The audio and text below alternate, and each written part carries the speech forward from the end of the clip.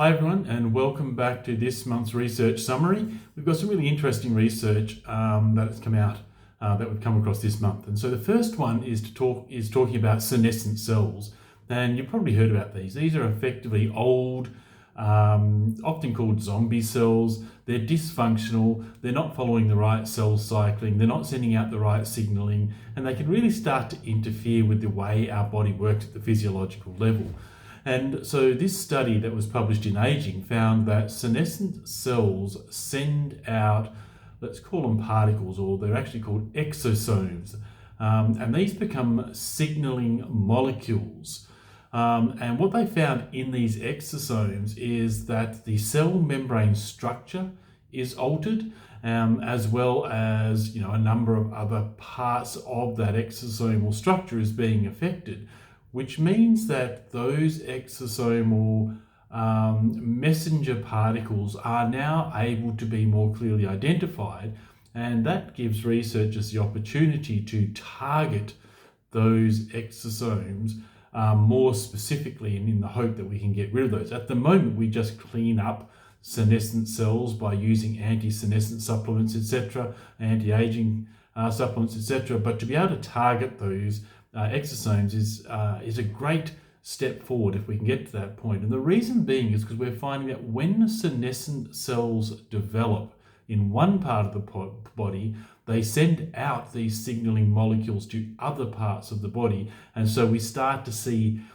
organ aging that is being affected from one organ to another organ, or one part of the body to another part of the body.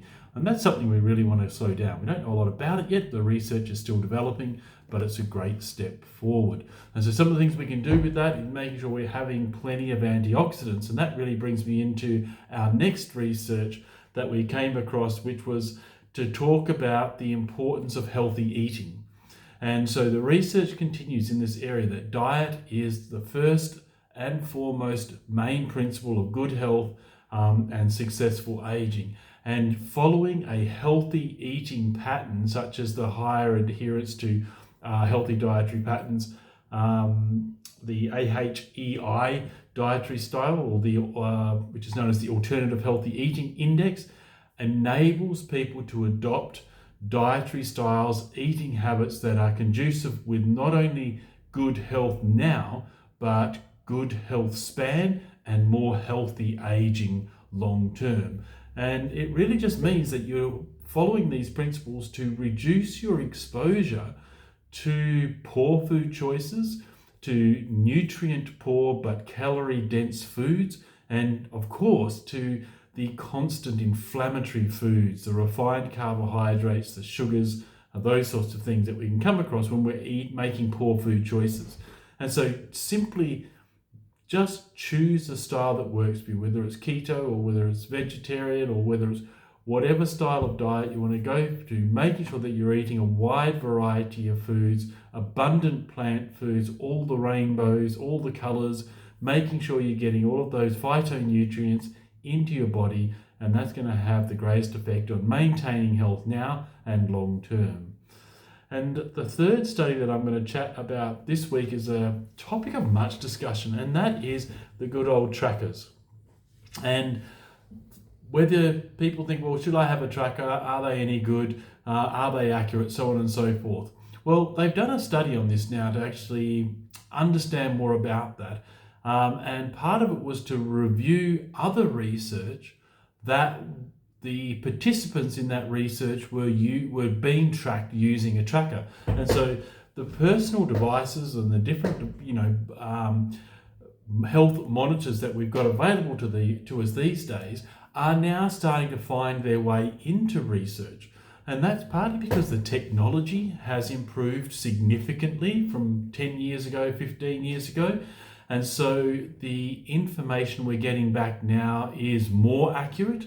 A lot of the devices now have AI assistance into them. And so that is, again, making the information and the data that we're getting back from these devices more reliable. And so whilst they are still not an exact science, when a person wears a tracker, and so that data is being related to one person, you can track trends more accurately with the devices these days than you could previously, and that information is vital.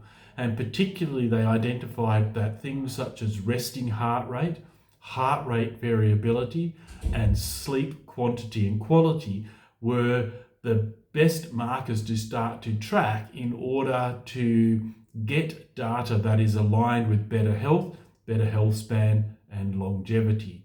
And so if you're the sort of person who's interested in data, if you're the sort of person who can have data available and not find that that's going to become a stressor for you, then increasingly now you will find there is benefit in those personal tracking devices. Start with something basic, either a ring or a watch style one that you can wear. Learn about those metrics first, and then once you've got that data, got your head around that data, then you can start to look at other things such as VO2 max monitors, ketone monitors, continuous blood glucose monitors. There's a whole range of things out there now that enable you to dive deeper down, but start with the basics, get those things right first, and then build your stack to achieve your goals.